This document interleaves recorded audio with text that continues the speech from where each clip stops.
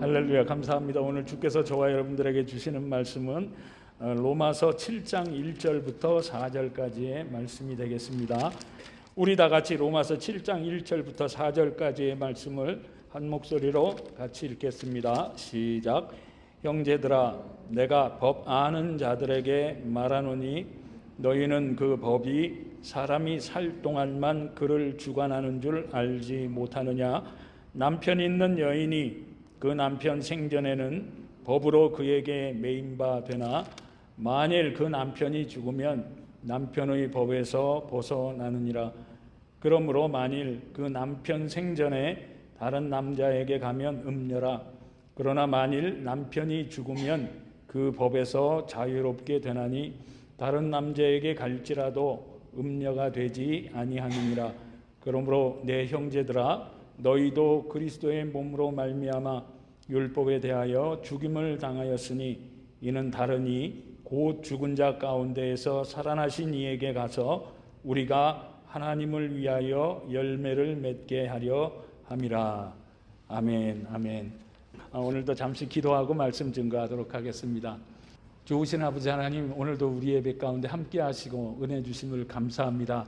이제 부족한 종이 오늘도 귀한 하나님의 말씀을 들고 이 자리에 섰습니다. 이 부족한 종은 주님 십자가 뒤에 감춰주시고 오늘도 우리들에게 들려주시길 원하시고 깨닫게 하시길 원하시는 주님의 음성이 잘 들려질 수 있도록 주님 도와주옵소서. 예수님 이름으로 간절히 기도합니다. 아멘. 아멘. 감사합니다. 오늘 로마서 7장 말씀을 함께 나누어야 하는데, 먼저 지금까지 저와 여러분들이 함께 말씀을 나누었던 로마서 1장부터 6장까지는 우리 인간들의 원죄와 구원의 문제, 그리고 일반적인 죄악의 문제와 더불어 어떻게 하면 예수 믿고 구원받은 우리가 이 죄와 하나님의 진노로부터 자유할 수 있는가에 대해서 지금까지 말씀을 함께 나누어 왔습니다.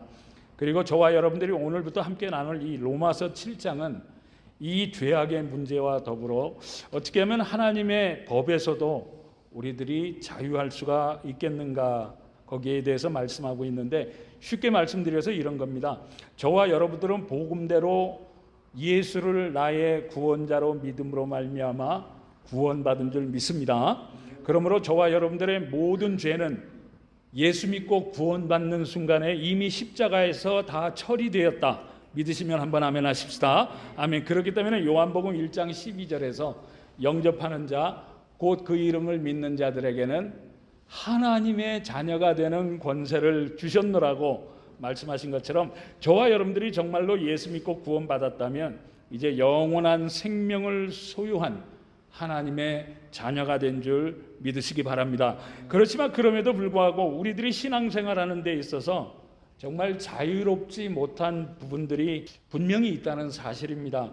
그리고 그것이 무엇인가 하면 바로 율법이라고 하는 존재인 것이죠.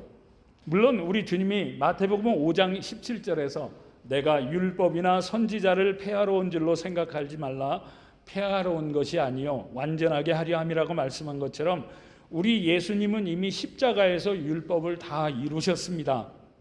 그렇지만 그렇다고 해서 그 율법이 다 죽거나 없어진 것은 아니라는 사실이죠.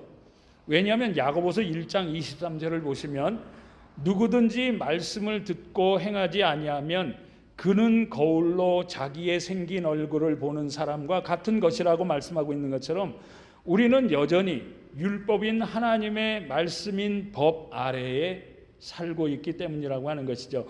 그렇기 때문에 우리들은 신앙생활을 하면서도 하나님의 법에 이리 걸리고 저리 걸림으로 말미암아 이 죄악의 문제 때문에 늘 낙심하고 절망 가운데에서 헤어나지 못하는 것이라는 겁니다.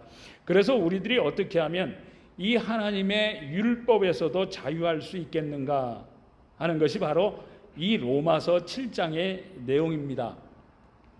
그런데 오늘 함께 나눌 이 로마서 7장은 원래 1절부터 13절까지가 하나의 단원입니다.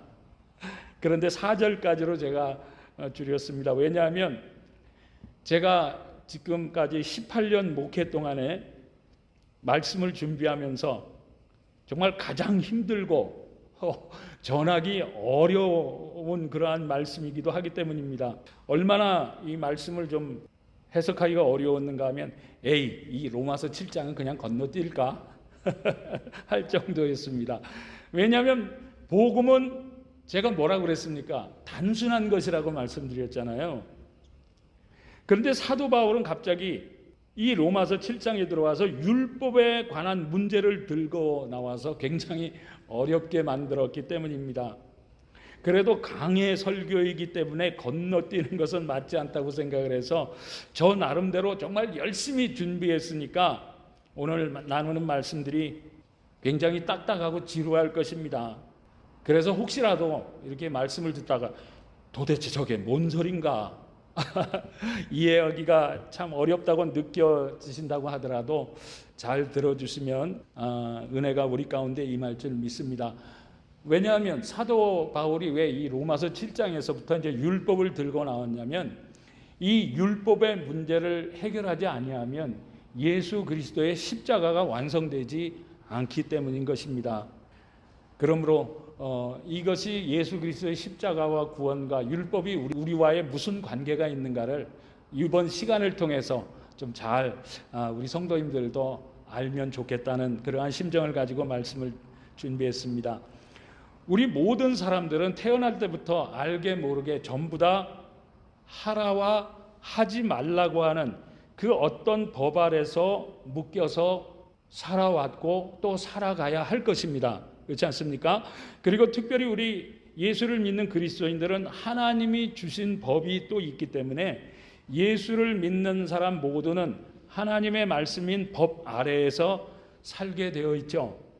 그런데 문제는 우리 모두가 하나님의 법 아래에 있긴 하지만 이 하나님의 법을 지킬 만한 능력이 우리에겐 없다고 하는데 문제가 있다는 사실입니다. 왜냐하면 유대인들 중에서도 특별히 바리새인들은요, 이 하나님의 율법을 온전하게 지키려고 그들의 목숨까지 걸었던 사람들이었습니다. 그런데도 불구하고 우리 예수님은요, 이 바리새인들을 칭찬하기는커녕 마태복음 15장 7절과 8절 말씀을 보시면 외식하는 자들아, 하나님의 말씀을 목숨처럼 지키려고 하는 사람들한테 외식하는 자들아, 이사야가 너희에 관하여 잘 예언하였도다. 일러스되 이 백성이 입술로는 나를 공경하되 마음은 나에게서 멀도다 하고 오히려 책망을 하셨다는 사실입니다. 그런데 그 이유가 무엇이었겠습니까, 여러분? 그 이유는 바로 이 바리새인들은요, 율법이 우리에게 말씀하고자 하는 그 진정한 의미는 깨닫지 못하고 오히려 이 율법을 가지고 남에게 잘 보이기 위한 그러한 행위에만 집착을 하며 그 행위에 대해서만 노력을 하고 애를 썼기 때문이라고 하는 것입니다. 그렇다면 우리 예수님이 말씀하고자 하는 그 율법의 진정한 의미는 무엇이겠습니까, 여러분? 그것을 주께서 마태복음 5장 27절과 28절을 통해서 이런 말씀을 하셨기 때문인데 보시면 또 간음하지 말라 하였다는 것을 너희가 들었으나 나는 너희에게 이르노니 음욕을 품고 여자를 보는 자마다 마음에 이미 간음하였느니라. 무슨 말씀입니까, 여러분? 내가 목사고 장로고 권사고 그러한 직분이 중요한 것이 아니라 교회를 얼마나 오래 다녔냐가 중요한 것이 아니라 지금 하나님의 말씀 앞에서 너의 마음 상태가 어떠냐는 것입니다. 무슨 말씀인가 하면 이 율법의 진정한 의미는요, 겉으로 드러나는 그 어떤 행위에 있는 것이 아니라 하나님 앞에서 지금 내가 어떤 사람으로 서 있느냐라고 하는 우리 중심에 달려 있다는 것입니다. 여러분 한번 생각해 보시기 바랍니다. 우리 예수님이 말씀한 것처럼 마음의 음욕만 품어도 그것이 바로 간음이라고 정죄를 하는 것이 율법의 진정한 정신이라고 하면 어떻습니까? 법은 있지만 이 세상 그 어떤 사람이 이 율법을 지킬 수가 있겠습니까? 당연히 없죠. 그렇지 않습니까? 이 세상에 단 한 사람도 없을 것입니다. 그렇기 때문에 로마서 3장 10절에서 뭐라고 말씀하셨습니까? 기록된 바 의인은 없나니 이 세상에는 단 한 사람도 없느라고 말씀을 했던 거죠. 그런데요, 그럼에도 불구하고 지킬 수 있노라고 성경은 우리에게 복된 소식을 알려주고 있다는 사실입니다. 어떻게 그렇습니까? 물론 나의 힘과 그 어떤 나의 노력으로도 이 율법은 온전하게 지킬 수는 없습니다. 그런데도 불구하고 만약에 나의 그 어떤 인간적인 노력으로 이 율법을 지켜보려고 한다면 우리도 역시 바리새인들처럼 율법 앞에서 넘어지고 좌절하고 말 것입니다. 뿐만 아니라 예수님으로부터 외식하는 자들아, 위선자들아 하고 책망을 받았던 바리새인들처럼 저와 여러분도 역시 위선자들이 될 수밖에 없다고 하는 것이죠.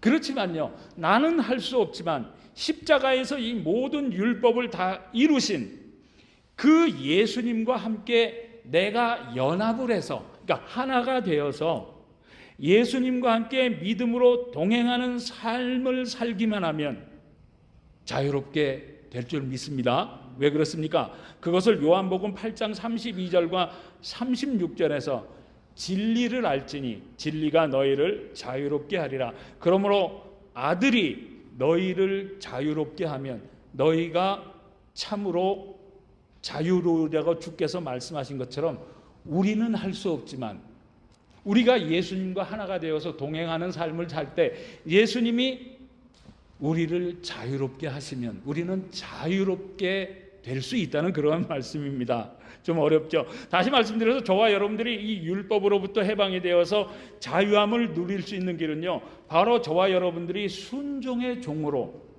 예수님과 동행하는 삶을 살기만 하면 된다는 것이죠. 지금까지 말씀드린 내용이 바로 사도 바울이 이 로마서 7장을 통해서 말씀하고자 하는 율법의 내용입니다. 그러므로 지금까지 제가 이렇게 짧게 요약해서 드린 말씀을 마음에 좀 잘 담아두시고 오늘 본문인 로마서 7장 1절과 2절 말씀을 다시 한번 그 의미를 마음에 드시고 우리 같이 읽어보겠습니다. 시작. 형제들아, 내가 법 아는 자들에게 말하노니 너희는 그 법이 사람이 살 동안만 그를 주장하는 줄 알지 못하느냐.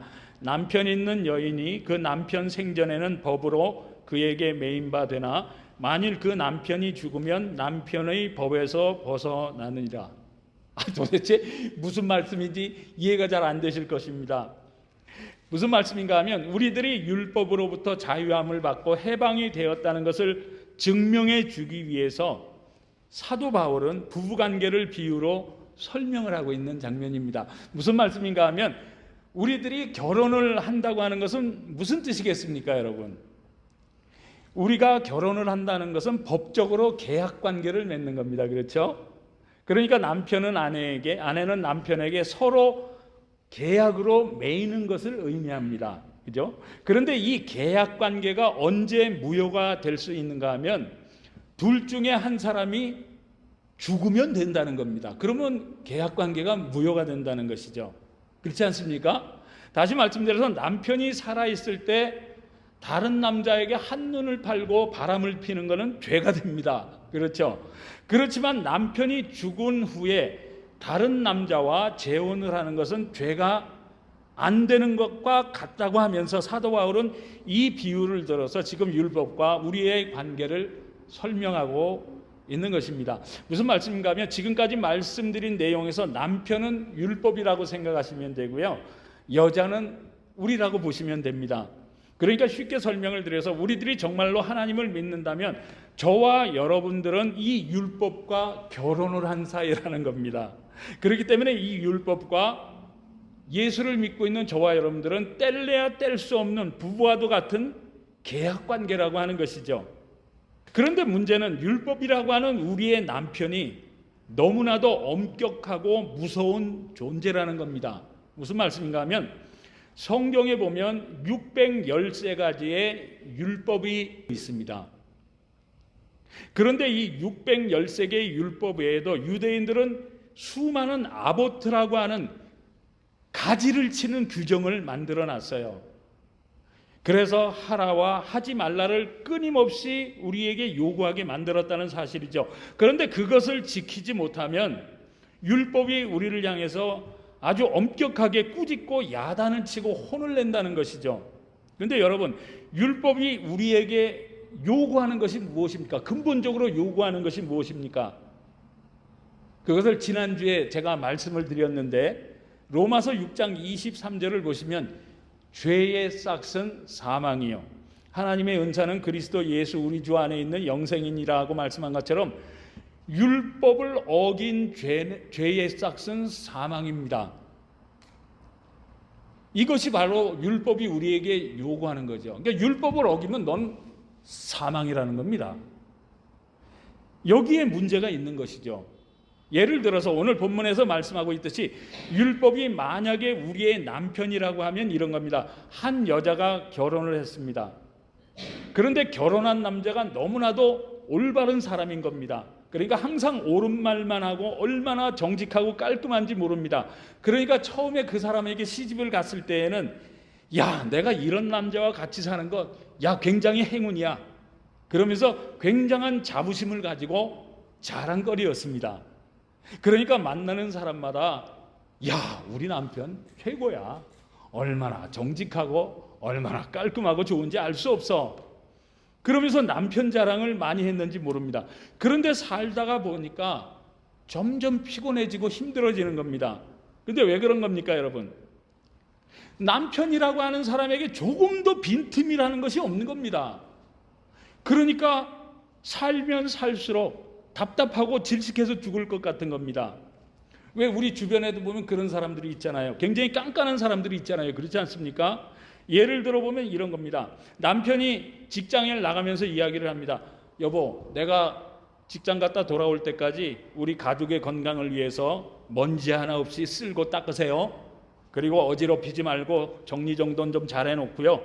빨래도 밀리지 않게 해놓고 특별히 아이들 학교에 갔다 오면 숙제 잘 봐주고 잘 먹이고 그리고 시간 남을 때 쓸데없이 밖에 나가거나 전화하지 말고 그럴 시간에 성경 10장 읽어놓고 큐티하고 1시간 기도하세요.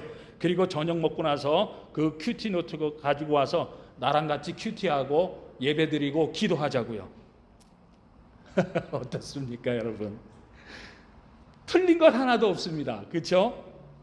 물론 이러한 것을 부러워하시는 분도 계실 것입니다. 그렇지만 이런 남자랑 사는 것이 하루 이틀이지 매일같이 이런다면 답답해서 어떻게 같이 살겠습니까? 그렇지 않습니까? 좀 어디 놀러도 가고 쇼핑도 하고 좀 외식도 하고 그래야 되는데 맨날 밖에 나가지도 못하게 하고 그렇게 정해진 규율을 만들어 놓고 거기에 맞춰서 생활을 하라고 그러면 답답해서 질식할 것 같을 겁니다. 그렇지 않습니까?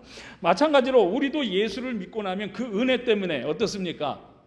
은혜를 받으면 예수 믿고 구원을 받았다는 것이 얼마나 자랑스러운지 모릅니다. 제가 중학교 3학년 때 예수님을 만났다는 간증을 한 적이 있죠. 그러고 나니까 얼마나 좋은지 몰라요. 중학교 3학년 많은 나이도 아는데 밖에 나가면 나뭇잎 하나 흔들리는 게 예사롭지가 않은 거예요.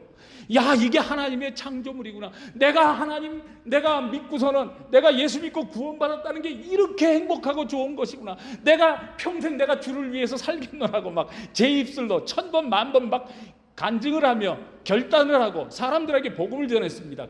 그 정도로 좋은 거예요. 그러니까 주님을 만난 그 경험이 감사해서 하나님의 말씀대로 살아보기 위해서 무진장 애를 쓰고 노력을 합니다. 그런데 그렇게 노력하는데도 불구하고 남편이 직장에서 돌아오기만 하면 꼭 잘못한 것들만 가지고 지적을 합니다. 그리고 거기에 대해서 얼마나 엄격하게 야단을 치는지 알 수가 없는 겁니다. 그렇지만 아무리 잘하려고 해도 정말 잘하려고 노력을 해도 실수는 계속해서 일어나고 그 실수를 감출 수도 없는 겁니다. 그러니까 날이 가면 갈수록 남편의 요구와 야단은 점점 더 커져만 가죠.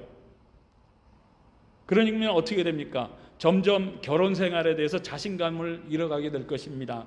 남편에 대해서 그리고 자기 자신에 대한 실망과 낙심은 점점 더 커져만 갈 것입니다. 그렇지 않습니까? 그러다 보니까 남편과의 결혼 생활은 처음과는 달리 점점 더 지쳐가고 짜증이 나고 삶의 의욕마저 잃어버리게 된다는 것이죠. 그렇지 않습니까? 그런데 이러한 모습이 오늘날 신앙생활을 하라고 하는 저와 여러분들의 모습이라고 하는 것입니다. 그렇지 않습니까? 그 주님의 은혜를 받고 막 기뻐서 뛰고 그랬는데 예수님의 복음을 그렇게 자랑하고 다녔는데 그래서 하나님의 말씀대로 아무리 살려고 노력을 하고 애를 썼는데 잘 되지 않잖아요. 실수를 많이 하잖아요. 이것이 바로 우리의 모습이라고 하는 것입니다.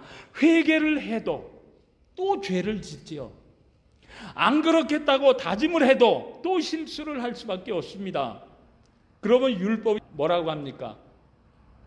야 이놈아, 너 또 죄를 지었네. 너 또 실수를 했네. 나의 양심과 마음을 통해서 말씀을 가지고 야단을 칩니다. 그렇지 않습니까? 그러면 어떻게 합니까? 주님 앞에 나와서 주여 나의 죄를 회개합니다. 용서하여 주옵소서. 내가 정말 하나님의 말씀대로 살려고 했지만 오늘도 거짓말했어요. 오늘도 욕했습니다. 오늘도 남을 판단했습니다. 오늘도 나쁜 생각들만 했습니다. 거짓말했습니다. 어떻게 하면 좋습니까? 그렇게 회개를 해보지만 그런다고 해결이 됩니까? 다음 날도 똑같습니다. 방법이 없는 거예요. 그렇지 않습니까?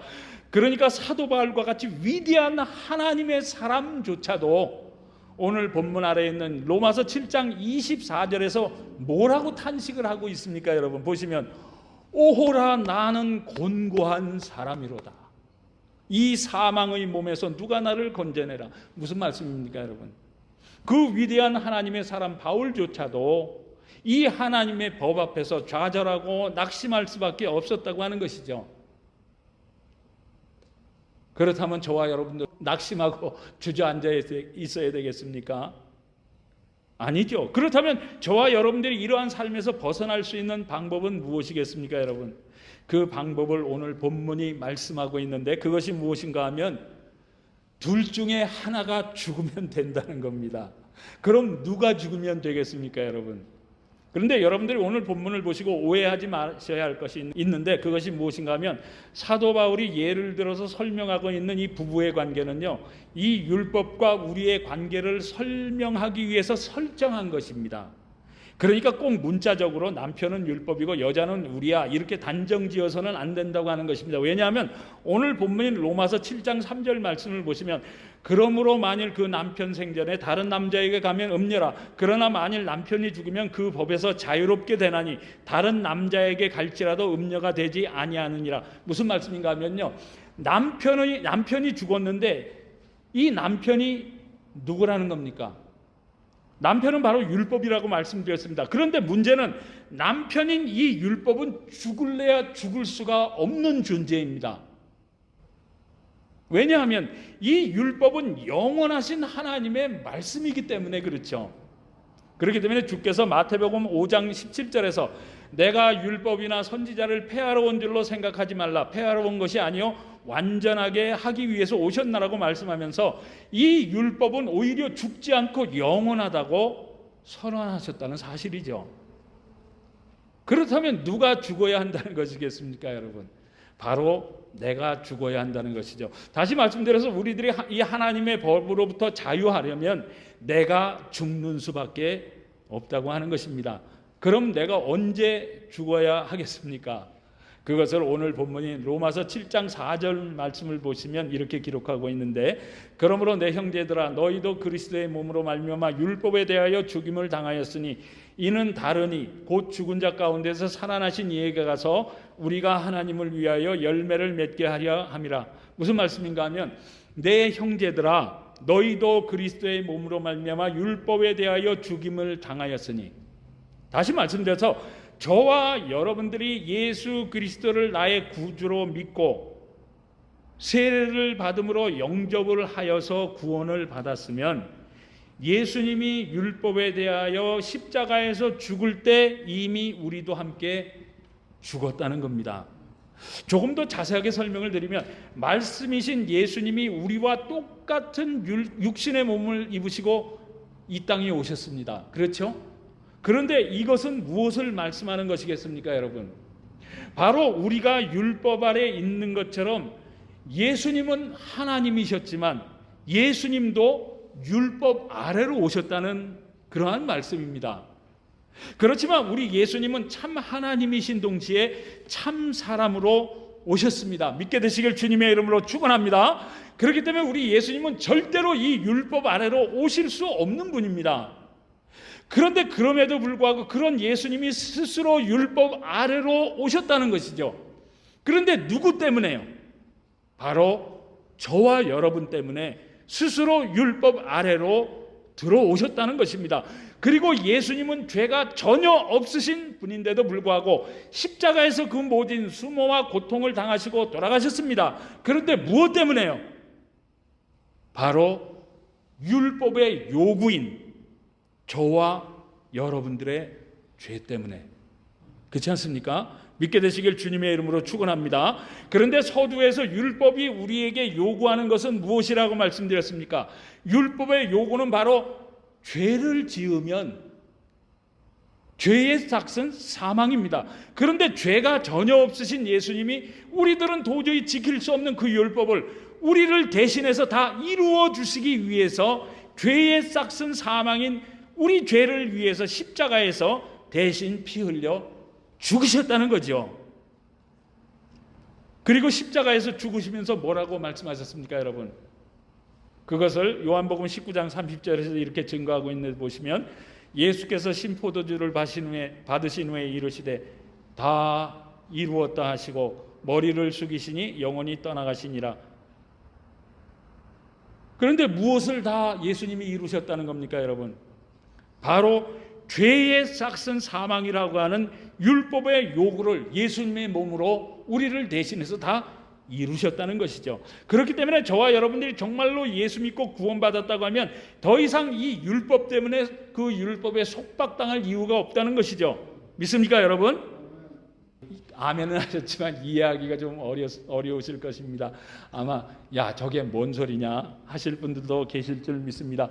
그렇지만 이 말씀을 우리들이 그대로 받고 믿으면 정말 엄청난 하나님의 은혜가 있고요, 정말 내가 예수를 믿음으로 말미암아 얼마나 큰 축복을 받아 누리는지 깨닫게 되실 것입니다. 무슨 말씀인가 하면 우리들이 예수를 믿고 구원을 받았음에도 불구하고 우리들이 하나님의 말씀대로 살지 못하는 그러한 부끄러움과 부담감이 우리에게 여전히 있죠. 그래서 회개하는 것 아니겠습니까?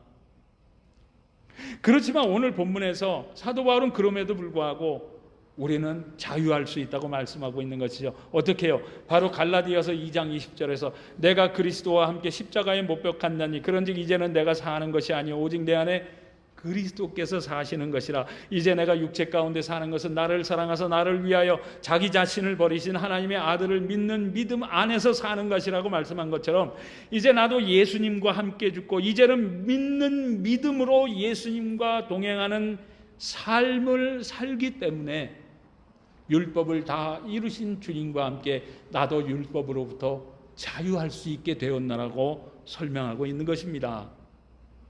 그런데 이 말씀을 잘못 이해하시면 이단이 될 수 있습니다. 왜냐하면 우리가 정말 말씀대로 예수와 함께 죽고 이제는 더 이상 율법의 지배와 속박에서 벗어나서 자유하게 되었다면 이제는 율법과는 아무런 상관이 없으니까 죄를 지어도 회개할 필요가 없겠네 하는 이러한 논리가 성립될 수가 있습니다. 그렇지 않겠습니까?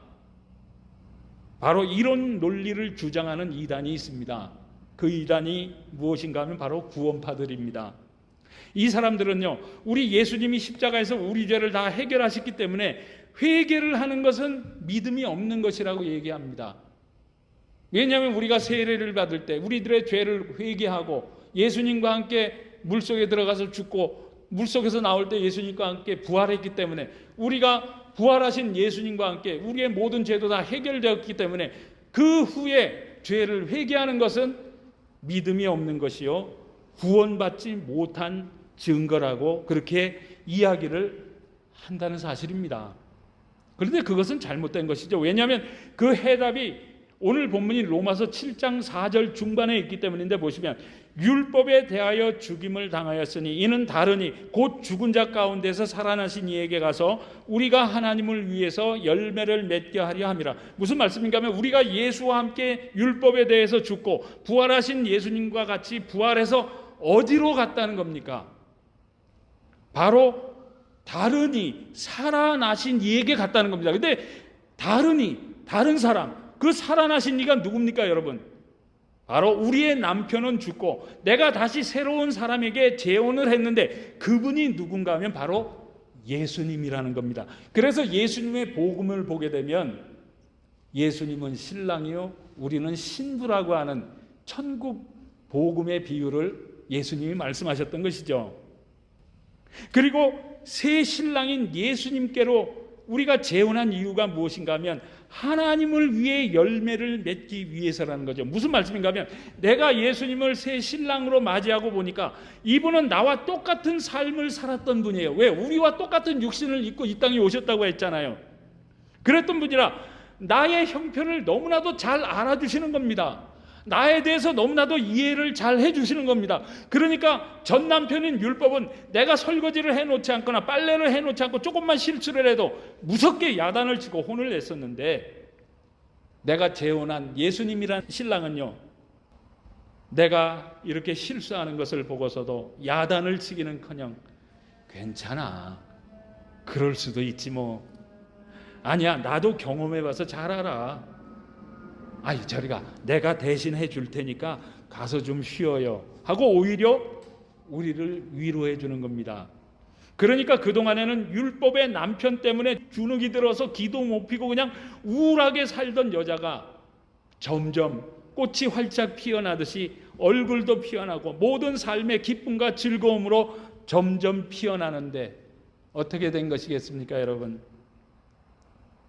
바로 로마서 6장 15절에서 그런즉 어찌하리요 우리가 법 아래에 있지 아니하고 은혜 아래에 있으니 죄를 지으리요 그럴 수 없느니라고 말씀한 것처럼 이러한 새 신랑의 예수님의 그 사랑과 그 마음을 알고 나니까 오히려 예수님이 원하는 삶을 살지 않을 수 없게 되었다고 하는 것입니다.